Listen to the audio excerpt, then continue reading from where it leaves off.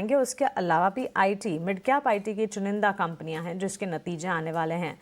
सो कल IT sector पर focus तो रहेगा ही, लेकिन इन्फोसिस के नतीजों से ठीक पहले आपको बता देते हैं कि हम क्या अनुमान लगाकर चल सकते हैं। इन्फोसिस के नंबर्स, एक्सपेक्टेशंस क्या लगानी चाहिए, बताने के लिए पुलकित बंडी हमारे सहयोगी अब हमारे साथ जुड़ गए हैं। पुलकित, बताएं इन्फोसिस के नंबर से क्या एक्सपेक्टेशंस लगानी चाहिए? TCS, HCL, tech Mahindra, Wipro, अब इसके बाद बारी है इन्फोसिस की। अगर हम इन्फोसिस की एक्सपेक्टेशंस की बात करें कि पहली तिमाही में किस तरह के नतीजे रह सकते हैं, तो यूएसडी टर्म्स में लगभग 3% रेवेन्यू अप रहने की उम्मीद है। वहीं अगर हम INR टर्म्स में बात करें तो ये लगभग 2.3% अप रहने की उम्मीद है। एबिट की बात की जाए तो लगभग 3%, और वहीं अगर हम एबिट मार्जिन की बात करें तो ये एकदम सपाट रहने की उम्मीद है, वही लगभग 20.95% के आसपास। अगर हम पैट की तरफ, प्रॉफिट आफ्टर टैक्स की तरफ गौर करें तो ये थोड़ा सा घटने की उम्मीद है, लगभग 3.1%। अगर हम एक्सपेक्टेशन फ्रॉम द कमेंट्री की बात करें तो जो डील्स हैं वो स्टेबल रहने की उम्मीद है, वही जो पिछली बार आई थी, लगभग $2.5 बिलियन के आसपास। जो वीकनेस देखी जा सकती है डिस्क्रिशनरी स्पेंडिंग में, खासकर मैन्युफैक्चरिंग और रिटेल सेगमेंट में।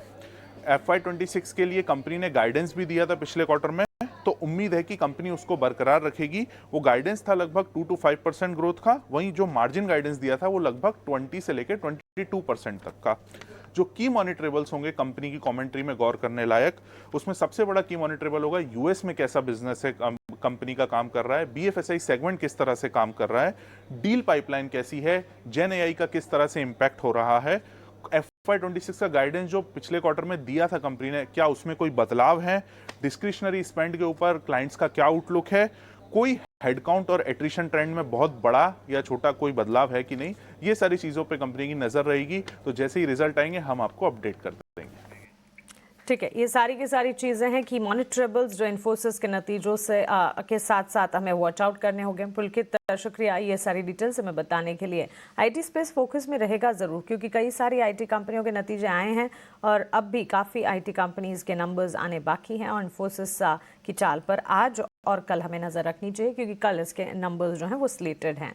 छोटे से ब्रेक के लिए रुक रहे हैं, ब्रेक के उस पार जब वापस लौटेंगे कमोडिटी बाजार का अपडेट आपको बताएंगे, और साथ ही ब्रोकरेज हाउसेस की रिपोर्ट्स और हेडलाइंस फिर एक बार आपके सामने रखेंगे। आप बने रहें।